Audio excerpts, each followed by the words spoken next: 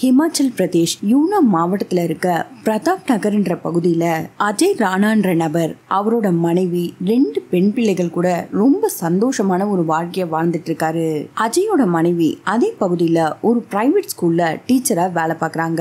கணவன் மனைவி 2 பேரும் கை நிறைய சம்பாதிச்சதுனால இந்த குடும்பத்துக்கு பண கஷ்டம்லாம் எதுவும் இல்ல.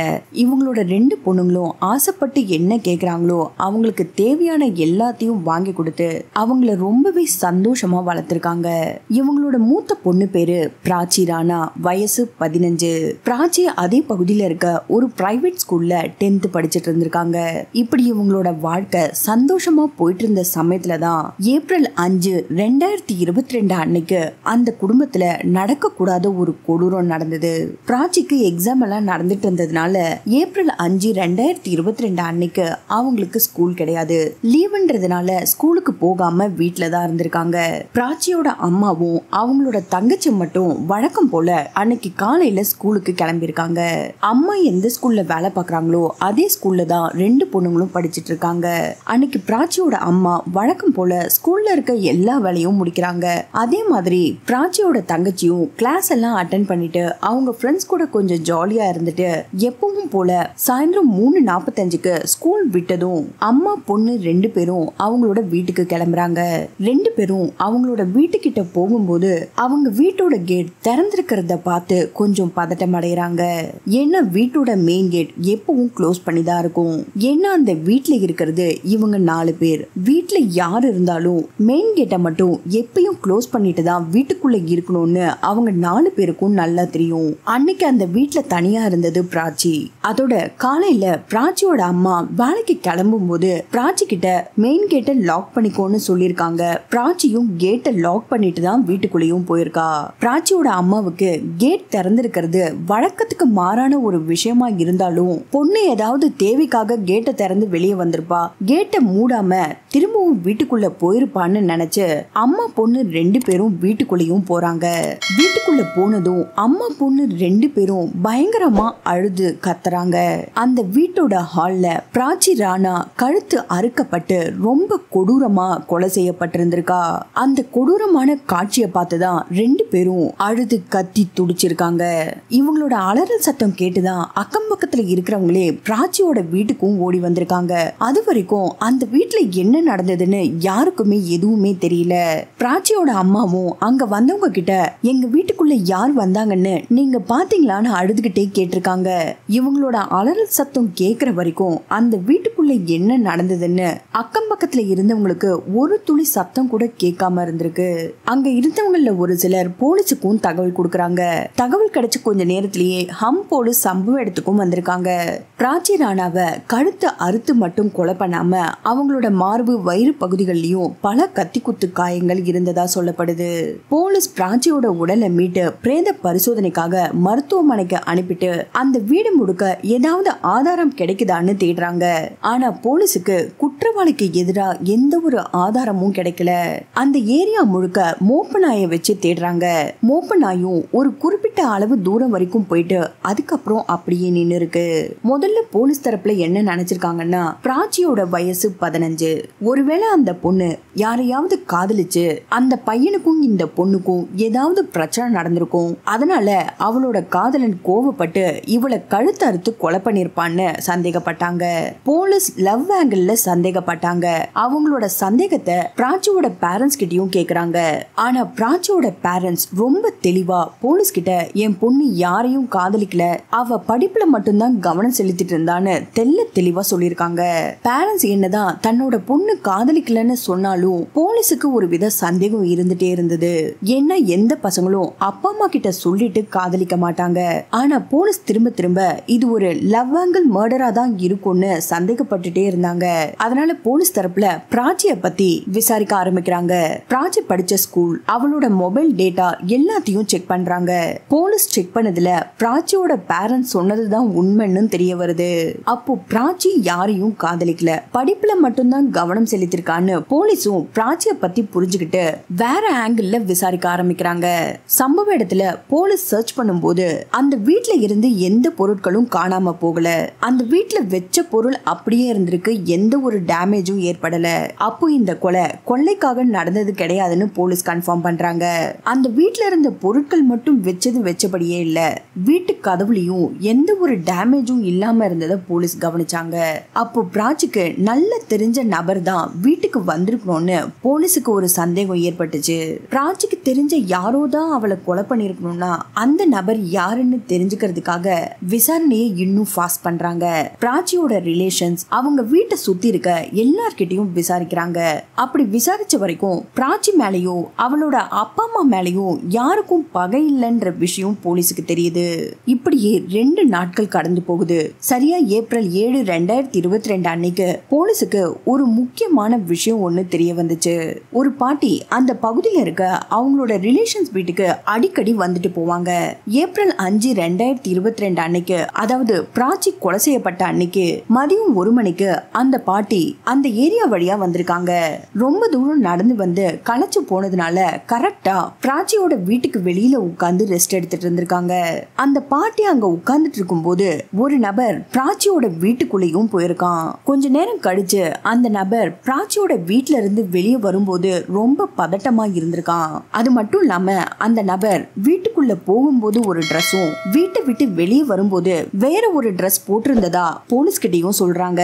போலீஸ் பாட்டி கிட்ட அந்த நபரை பார்த்தா அடையாளம் சொல்ல முடியுமான்னு கேட்டிருக்காங்க. அவன் போட்டிருந்த ட்ரெஸ்ஸை மட்டும்தான் பார்த்திருக்காங்க, அவனை சரியா கவனிக்கல. பாட்டி சொன்னதை வச்சு பிராச்சியோட வீட்டுக்குள்ள 1 மணிக்கு யாரோ ஒரு நபர் போயிருக்கான். அந்த நபர் யாருன்னு தெரிஞ்சுக்கிறதுக்காக அந்த ஏரியாவை சுத்தி இருக்க எல்லா சிசிடிவி கேமராஸ்லயும் பதிவான ஃபுட்டேஜஸ் செக் பண்ண ஆரம்பிக்கிறாங்க. அப்படி செக் பண்ணிட்டு இருக்கும் போது பாட்டி சொன்ன மாதிரியே அன்னைக்கு மதியம் 1 மணி அளவுல 2 பேர் அடுத்தடுத்து பிராச்சியோட வீட்டுக்கு போயிருக்காங்க. முதல்ல குப்பையை கலெக்ட் பண்றதுக்காக துப்புரவு பணியாளர் தான் பிராச்சியோட வீட்டுக்கு போயிட்டு குப்பையை கலெக்ட் பண்ணிட்டு திரும்ப வந்துட்டாங்க. அடுத்ததா அந்த ஏரியாவுல பேப்பர் போடுற நபர், அந்த நபரும் பிராச்சியோட வீட்டுக்குள்ள போயிருக்கான். திரும்பவும் கொஞ்ச நேரத்திலேயே வெளியே வந்திருக்கான். இந்த சிசிடிவி ஃபுட்டேஜஸ் பார்க்கும் போதே கொலைகாரன் யாருன்னு போலீஸ் கண்டுபிடிச்சிட்டாங்க. ஆனா உண்மைய அவன் வாயில இருந்தே வர வைக்கணும்ன்றதுக்காக 2 பேரையும் ஸ்டேஷனுக்கு வர வச்சு விசாரிக்கிறாங்க. முதல்ல குப்பையை கலெக்ட் பண்ண வந்தவங்க கிட்ட விசாரிக்கும் போது அந்த நபரும் அன்னைக்கு என்ன நடந்ததுன்றத சொல்லியிருக்கான். பிராச்சியோட வீட்டுக்கு குப்பையை கலெக்ட் பண்றதுக்காக போயிட்டு பிராச்சியை கூப்பிட்டுருக்காங்க. பிராச்சியும் வெளியே வந்து குப்பையை கொடுத்ததும் ஒரு சில நிமிஷத்திலேயே அந்த நபர் அந்த வீட்டை விட்டு வெளியே வந்துட்டதா போலீஸ் கிட்டையும் சொல்றாரு. அடுத்ததா அந்த ஏரியாவுல பேப்பர் போடுற நபரை விசாரிக்கிறாங்க. ஏற்கனவே போலீஸுக்கு யார் கொலைகாரன்னு நல்லாவே தெரியும். அவன் வாயில இருந்தே உண்மையை வர வைக்கிறதுக்காக துருவி அவங்க கிட்ட கேள்வி கேட்டிருக்காங்க. ஒரு கட்டத்துக்கு மேல மறைக்க முடியாம அந்த ஏரியாவுல பேப்பர் போட வந்த நபர் தான் பிராச்சியை கொலை பண்ணதா உண்மையையும் ஒத்துக்கிறான்.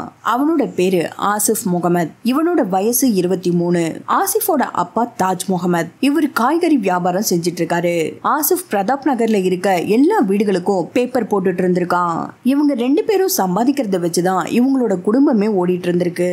ஆசிஃபோட அக்காக்கு 17 வயசா இருக்கும்போது உடல்நல குறைவு ஏற்பட்டு அவங்களும் இறந்து போயிருக்காங்க. அவங்க அக்கா இறந்ததுக்கு அப்புறம் இவங்களோட அப்பா அம்மாவுக்கு ஆசிஃப் தான் துணையா இருந்திருக்காரு. வீட்டுக்கு இருக்கிறது ஒரே ஒரு பையன். அப்பா அம்மாவை நல்லபடியா பாத்துக்கணும்னு நினைச்ச ஆசிஃப் பிளம்பரா வேலை செஞ்சுட்டு காலையில அந்த ஏரியாவை சுத்தி இருக்க எல்லா வீடுகளுக்கும் பேப்பர் போட்டுட்டும் இருந்திருக்காரு. இப்படிதான் இவனோட லைஃப் போயிட்டு இருந்திருக்கு. சரியா ஏப்ரல் 5, 2022 அன்னைக்கு மதியம் 1 மணிக்கு பிராச்சியோட வீட்டுக்கும் ஆசிஃப் வந்திருக்கான். ஆனா பிராச்சியோட வீட்டு மெயின் கிரில் கேட் எப்பவும் லாக் செய்யப்பட்டுதான் இருக்கும். அதனால ஆசிஃப் வீட்டுக்குள்ள போக முடியாம வெளியே இருந்தே காலிங் பெல் அடிச்சிருக்கான். வீட்டுக்குள்ள இருந்த பிராச்சியோ காலிங் பெல் அடிக்கிற சத்தத்தை கேட்டு வெளியே வந்து பாக்குறா. அங்க இருந்ததோ ஆசிஃப். கேட்டை திறக்காமலே என்ன வேணும்னு கேக்குறா. அதுக்கு ஆசிஃபோ, நியூஸ் பேப்பருக்கு பணம் கலெக்ட் பண்றதுக்காக வந்திருக்கேன். ஆனா உங்க அம்மா காலையிலேயே எனக்கு பணம் கொடுத்துட்டாங்க. என்கிட்ட அப்போ சேஞ்ச் இல்லாததுனால பேலன்ஸ் பணத்தை உங்க அம்மாவுக்கு கொடுக்க முடியல. அந்த பணத்தை திருப்பி கொடுக்க தான் நான் இப்ப வந்திருக்கேன்னு சொல்லியிருக்கான். அதை கேட்ட பிராச்சியோ, பரவாயில்ல அந்த பேலன்ஸ் பணத்தை நீங்களே வச்சுக்கோங்க, அடுத்த மாசம் கழிச்சுக்கலான்னு சொல்லிட்டு வீட்டுக்குள்ளேயும் போயிருக்கா. வீட்டுக்குள்ள போன பிராச்சியை கூப்பிட்ட ஆசிஃப் அவகிட்ட, நான் உங்க வீட்டு வராண்டால இருக்க ரெஸ்ட் ரூமை பயன்படுத்திக்கிறேன், கொஞ்சம் கதவை திறக்கிறீங்களான்னு கேட்டிருக்கான். பிராச்சியோட வீட்டு வராண்டாவில் ரெஸ்ட் ரூம் இருக்குன்னு ஆசிஃப்க்கு எப்படி தெரியும்னா, தினமும் அந்த வீட்டுக்கு ஆசிஃப் தான் பேப்பர் போட வருவான். அதோட ஒரு வருஷத்துக்கு முன்னாடி பிராச்சியோட வீட்டுல பிளம்பர் வேலை பார்த்தது இந்த ஆசிஃப் தான். நல்ல தெரிஞ்சவன் தானேன்னு சொல்லிட்டு பிராச்சியும் நடக்க போறது என்னன்னு தெரியாம ஆசிஃப்க்கு கேட்டை திறந்து விட்டு வராண்டால இருக்க பாத்ரூமையும் யூஸ் பண்ணிக்க விடுறா. பாத்ரூம்குள்ள போன ஆசிஃப் வெளியே வந்ததும் கேட்டை க்ளோஸ் பண்ணிட்டு உள்ள போறதுக்காக வெயிட் பண்ணிட்டு இருந்தா பிராச்சி. இப்போ அந்த வீட்டுல பிராச்சி மட்டும்தான் தனியா இருக்கான்ற விஷயம் ஆசிஃப்க்கு நல்லா தெரியும். என்ன காலையில தான் பிராச்சியோட அம்மா கிட்ட இருந்து நியூஸ் பேப்பருக்கான பணத்தை ஆசிஃப் வாங்கியிருக்கான். இவனுக்கு பணம் கொடுத்ததுக்கு அப்புறம் தான் பிராச்சியோட அம்மாவும் அவங்களோட 2வது பொண்ணும் ஸ்கூலுக்கு கிளம்பி போயிருக்காங்க. இதெல்லாம் தெரிஞ்சுதான் ஆசிஃப் மதியமா அந்த வீட்டுக்கும் வந்திருக்கான். கொஞ்ச நேரம் ரெஸ்ட் ரூமை யூஸ் பண்ணிட்டு வெளியே வந்த ஆசிஃப் கேட்டு கிட்ட நின்னுட்டு இருந்த பிராச்சியோட வாயை மூடி ஹாலுக்குள்ளேயும் இழுத்துட்டு போயிருக்கான். அங்க பிராச்சி கிட்ட தப்பா நடக்க முயற்சி செஞ்சுக்கிட்டே பிராச்சி மேல அவனுக்கு இருந்த ஒருதலை காதலையும் அவகிட்ட வெளிப்படுத்திருக்கான். அதை கேட்டதும் பிராச்சி அவனோட கன்னத்துல ஓங்கி ஒரு அறையை விட்டு உடனே வீட்டை விட்டு வெளியே போன்னு கத்திருக்கா. இதனால கோவமான ஆசிஃப் அவன் கிட்ட இருந்த பேப்பர் கட்டரை எடுத்து மார்பிளையும் தொடையிலையும் குத்திருக்கான். வலி தாங்க முடியாம காப்பாத்துங்கன்னு கத்த முயற்சி செய்யும் போதே ஆசிஃப் அவளோட வாயை மூடியிருக்கான். அவங்க கிட்ட இருந்து தப்பிக்கிறதுக்காக பிராச்சி எவ்வளவோ முயற்சி செஞ்சிருக்கா. பாவம் அவ சின்ன பொண்ணு, அவங்க கிட்ட இருந்து அவளால தப்பிக்க முடியல. ரொம்ப கொடூரமா பேப்பர் கட்டரால அவளோட கழுத்தை அறுத்து கொலை பண்ணிருக்கான். பிராச்சிய கொலை பண்ணதுக்கு அப்புறம் ஆசிஃப் அவங்க வீட்டு பாத்ரூம்குள்ளேயே போயிட்டு குளிச்சுட்டு ரத்தக்கரை படிஞ்ச அவனோட ட்ரெஸ்ஸை துவைச்சிட்டு பிராச்சியோட அப்பா ட்ரெஸ்ஸையே எடுத்து போட்டுக்கிட்டு அந்த வீட்டை விட்டு வெளியே வந்து அக்கம் பக்கத்துல இருக்க வீடுகள் எல்லாம் பணத்தையும் கலெக்ட் பண்ணிட்டு இருந்திருக்கான். சம்பவம் நடந்த அன்னைக்கு ஆசிஃப் தான் கொலைகாரன்னு போலீஸ் கண்டுபிடிக்க தாமதம் ஆனதுனால அடுத்த நாள் காலையிலயும் அந்த பகுதியில பேப்பர் போடுறதுக்காக வழக்கம் போல வந்திருக்கான். இதுல இன்னொரு முக்கியமான விஷயம் என்னன்னா, மே 8, 2022 அன்னைக்கு ஆசிஃப்க்கு வேற ஒரு பொண்ணு கூட திருமணம் நடக்கிறதா இருந்திருக்கு. பிராச்சி மேல இருந்த ஒருதலை காதலால இந்த கொடூரமான சம்பவத்தை செஞ்சு இப்போ ஜெயில கம்பி எண்ணிட்டு இருக்கான். இந்த பிராச்சி ராணாவோட கொலை சம்பவம் ஹிமாச்சல் பிரதேஷ் மக்கள் கிட்ட பெரும் கோபத்தையே ஏற்படுத்துச்சுன்னு சொல்லலாம். ஏன்னா பல மக்கள் ஒண்ணு கூடி பிராச்சியோட கொலை வழக்குக்காக பல இடங்கள்ல போராட்டங்களும் செஞ்சாங்க.